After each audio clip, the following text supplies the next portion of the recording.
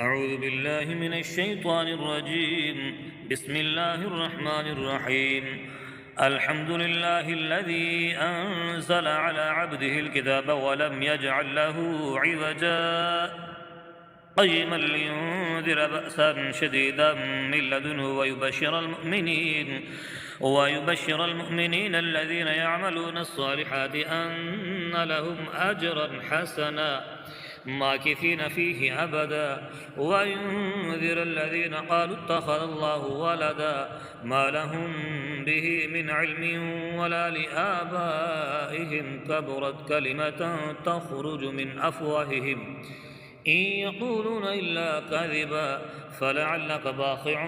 نفسك على آثارهم إن لم يؤمنوا بهذا الحديث أسفا إنا جعلنا ما على الأرض زينة لها لنبلوهم أيهم أحسن عملا وإنا لجاعلون ما عليها صعيدا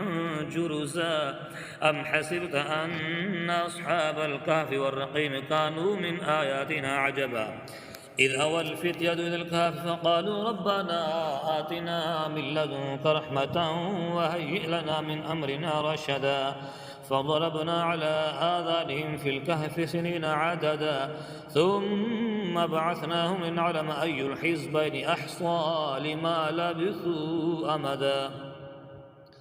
نحن نقص عليك نبأهم بالحق إنهم فتية آمنوا بربهم وزدناهم هدى وربطنا على قلوبهم إذ قاموا فقالوا ربنا رب السماوات والأرض لن ندعو من دونه إلها لقد قلنا إذا شططا هؤلاء قوم اتخذوا من دونه آلهة لولا يأتون عليهم بسلطان بين فمن أظلم ممن افترى على الله كذبا وإذ اعتزلتموهم وما يعبدون إلا الله فأووا إلى الكهف ينشر لكم ربكم من رحمته ويهيئ لكم من أمركم مرفقا وترى الشمس إذا طلعت تزاور عن كهفهم ذات اليمين وإذا غربت تقرضهم ذات الشمال وهم في فجوة منه ذلك من آيات الله من يهد الله فهو المهتد ومن يضلل فلن تجد له وليا مرشدا وتحسبهم أيقاظا وهم رقود ونقلبهم ذات اليمين وذات الشمال وكلبهم باسط ذراعيه بالوسيد لو اطلعت عليهم لوليت منهم فرارا ولملئت منهم رعبا وكذلك بعثناهم ليتساءلوا بينهم قال قائل منهم كم لبثتم قالوا لبثنا يوما أو بعض يوم قالوا ربكم أعلم بما لبثتم فابعثوا أحدكم بورقكم هذه إلى المدينة فلينظر أيها أزكى طعاما فليأتكم برزق منه وليتلطف ولا يشعرن بكم أحدا إنهم إن يظهروا عليكم يرجموكم أو يعيدوكم في ملتهم ولن تفلحوا إذا أبدا وكذلك أعثرنا عليهم ليعلموا أن وعد الله حق وأن الساعة لا ريب فيها إذ يتنازعون بينهم أمرهم فقالوا بنوا عليهم بنيانا ربهم أعلم بهم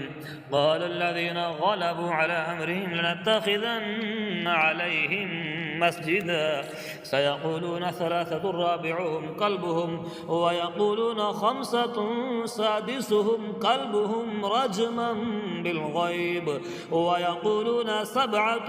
وثامنهم كلبهم قل ربي أعلم بعدتهم ما يعلمهم إلا قليل فلا تمار فيهم إلا مراء ظاهرا ولا تستفت فيهم منهم أحدا ولا تقولن لشيء إني فاعل ذلك غدا إلا أن يشاء الله واذكر ربك إذا نسيت وقل عسى أن يهديني ربي لأقرب من هذا رشدا ولبثوا في كهفهم 300 سنين وازدادوا 9 قل الله أعلم بما لبثوا له غيب السماوات والأرض أبصر به وأسمع ما لهم من دونه من ولي ولا يشرك في حكمه أحدا واتل ما أوحي إليك من كتاب ربك لا مبدل لكلماته ولن تجد من دونه ملتحدا واصبر نفسك مع الذين يدعون ربهم بالغداة والعشي يريدون وجهه ولا تعد عيناك عنهم تريد زينة الحياة الدنيا ولا تطع من أغفلنا قلبه عن ذكرنا واتبع هواه وكان أمره فرطا وقل الحق من ربكم فمن شاء فليؤمن ومن شاء فليكفر إنا أعتدنا للظالمين نارا أحاط بهم سرادقها وإن يستغيثوا يغاثوا بماء كالمهل يشوي الوجوه بئس الشراب وساءت مرتفقا إن الذين آمنوا وعملوا الصالحات إنا لا نضيع أجر من أحسن عملا أولئك لهم جنات عدن تجري من تحتهم الأنهار يحلون فيها من أساور من ذهب ويلبسون ثيابا خضرا من سندس واستبرق متكئين فيها على الأرائك نعم الثواب وحسنت مرتفقا واضرب لهم مثل الرجلين جعلنا لأحدهما جنتين من أعناب وحففناهما بنخل وجعلنا بينهما زرعا كلتا الجنتين آتت أكلها ولم تظلم منه شيئا وفجرنا خلالهما نهرا وكان له ثمر فقال لصاحبه وهو يحاوره أنا أكثر منك مالا وأعز نفرا ودخل جنته وهو ظالم لنفسه قال ما أظن أن تبيد هذه أبدا وما أظن الساعة قائمة ولئن رددت إلى ربي لأجدن خيرا منها منقلبا قال له صاحبه وهو يحاوره أكفرت بالذي خلقك من تراب ثم من نطفة ثم سواك رجلا لكن هو الله ربي ولا أشرك بربي أحدا ولولا إذ دخلت جنتك قلت ما شاء الله لا قوة إلا بالله إن ترني أقل منك مالا وولدا فعسى ربي أن يؤتيني خيرا من جنتك ويرسل عليها حسبانا من السماء فتصبح سعيدا زلقا أو يصبح ماؤها غورا فلن تستطيع له طلبا وأحيط بثمره فأصبح يقلب كفيه على ما أنفق فيها وهي خاوية على عروشها ويقول يا ليتني لم أشرك بربي أحدا ولم تكن له فئة ينصرونه من دون الله وما كان منتصرا هنالك الولاية لله الحق هو خير ثوابا وخير عقبا واضرب لهم مثل الحياة الدنيا كماء إن أنزلناه من السماء فاختلط به نبات الأرض فأصبح هشيما تذروه الرياح وكان الله على كل شيء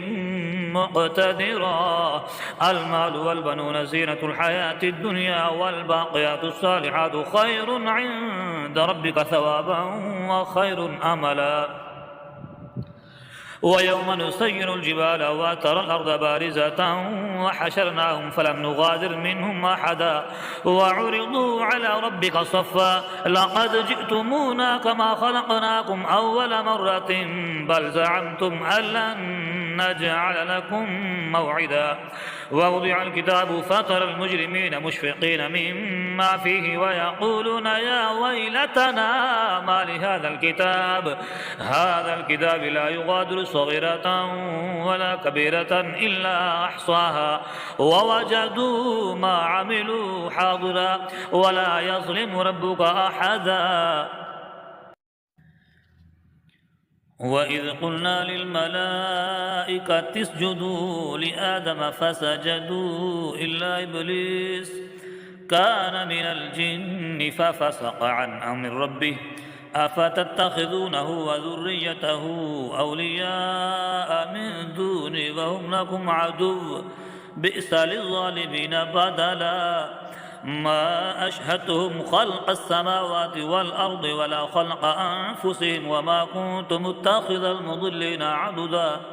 ويوم يقول نادوا شركائي الذين زعمتم فدعوهم فلم يستجيبوا لهم وجعلنا بينهم موبقا. ورأى المجرمون النار فظنوا أنهم مواقعوها ولم يجدوا عنها مصرفا.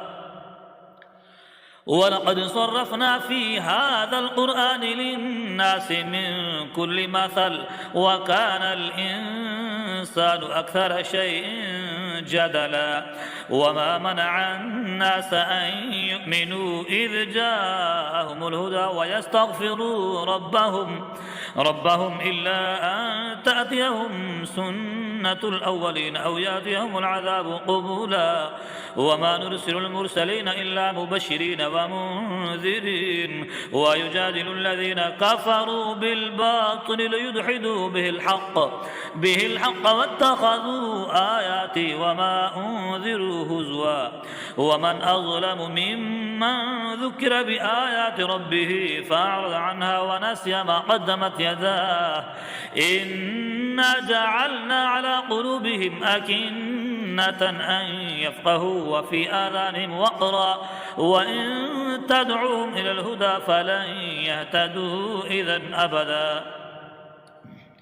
وربك الغفور ذو الرحمة لو يؤاخذهم بما كسبوا لعجل لهم العذاب بل لهم موعد لن يجدوا من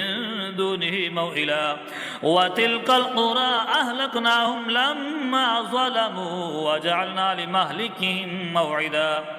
وإذ قال موسى لفتاه لا أبرح حتى أبلغ مجمع البحرين أو أمضي حقبا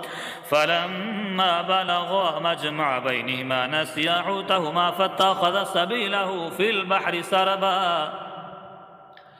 فلما جاوزا قال لفتاه آتنا غداءنا لقد لقينا من سفرنا هذا نصبا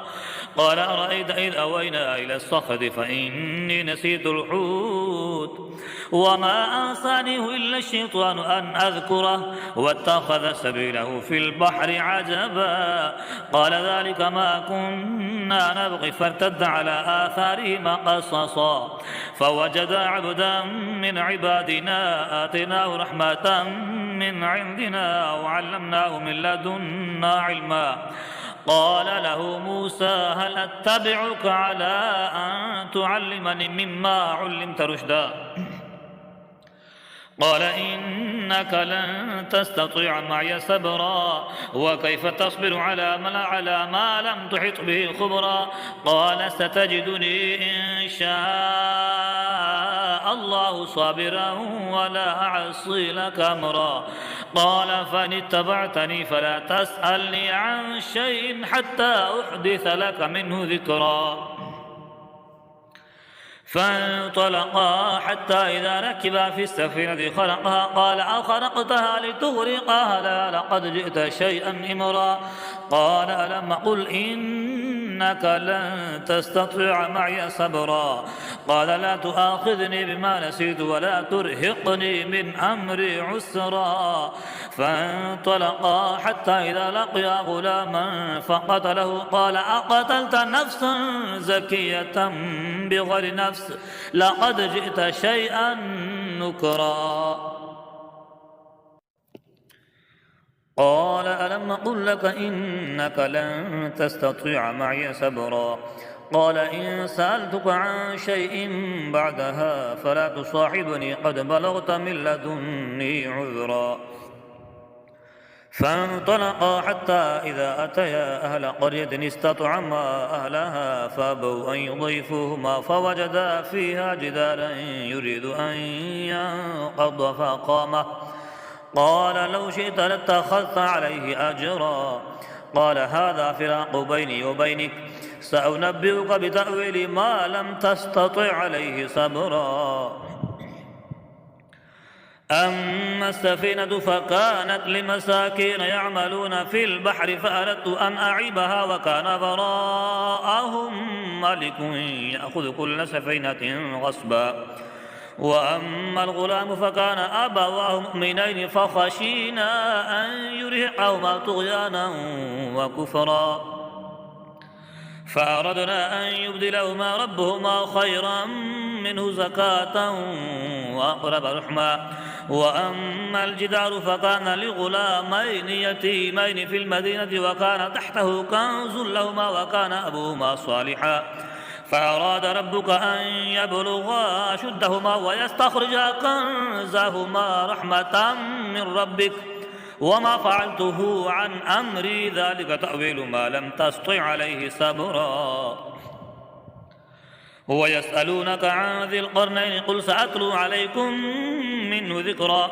إنا مكنا له في الأرض وآتيناه من كل شيء سببا فأتبع سببا حتى إذا بلغ مغرب الشمس وجدها تغرب في عين حمئة ووجد عندها قوما قلنا يا ذا القرنين إما أن تعذب وإما أن تتخذ فيهم حسنا قال أما من ظلم فسوف نعذبه ثم يرد إلى ربه فيعذبه عذابا نكرا وأما من آمن وعمل صالحا فله جزاء الحسنى وسنقول له من أمرنا يسرا ثم أتبع سببا حتى إذا بلغ مطلع الشمس وجدها تطلع على قوم لم نجعل لهم من دونها سترا كذلك وقد أحطنا بما لديه خبرا ثم أتبع سببا حتى إذا بلغ بين السدين وجد من دونهما قوما لا يكادون يفقهون قولا قالوا يا ذا القرنين إن يأجوج ومأجوج مفسدون في الأرض فهل نجعل لك خرجا على أن تجعل بيننا وبينهم سدا قال ما مكنني فيه ربي خير فأعينوني بقوة أجعل بينكم وبينهم ردما آتوني زبر الحديد حتى إذا ساوى بين الصدفين قال انفخوا حتى إذا جعله نارا قال آتوني أفرغ عليه قطرا فما استطاعوا أن يذروه وما استطاعوا له نقبا قال هذا رحمة من ربي فإذا جاء وعد ربي جعله دكاء وكان وعد ربي حقا وتركنا بعضهم يومئذ يموج في بعض ونفخ في الصور فجمعناهم جمعا وعرضنا جهنم يومئذ للكافرين عرضا الذين كانت أعينهم في غطاء عن ذكري وكانوا لا يستطيعون سمعا أفحسب الذين كفروا أن يتخذوا عبادي من دوني أولياء إنا أعتدنا جهنم للكافرين نزلا قل هل ننبئكم بالأخسرين أعمالا الذين ضل سعيهم في الحياة الدنيا وهم يحسبون أنهم يحسنون صنعا أولئك الذين كفروا بآيات ربهم ولقائه فحبطت أعمالهم فلا نقيم لهم يوم القيامة وزنا ذلك جزاؤهم جهنم بما كفروا واتخذوا آياتي ورسلي هزوا إن الذين آمنوا وعملوا الصالحات كانت لهم جنات الفردوس نزلا خالدين فيها لا يبغون عنها حولا قل لو كان البحر مدادا لكلمات ربي لنفذ البحر قبل أن تنفذ كلمات ربي ولو جئنا بمثله مددا قل إنما أنا بشر مثلكم يوحى إلي أنما إلهكم إله واحد فمن كان يرجو لقاء ربه فليعمل عملا صالحا ولا يشرك بعبادة ربه أحدا صدق الله العظيم.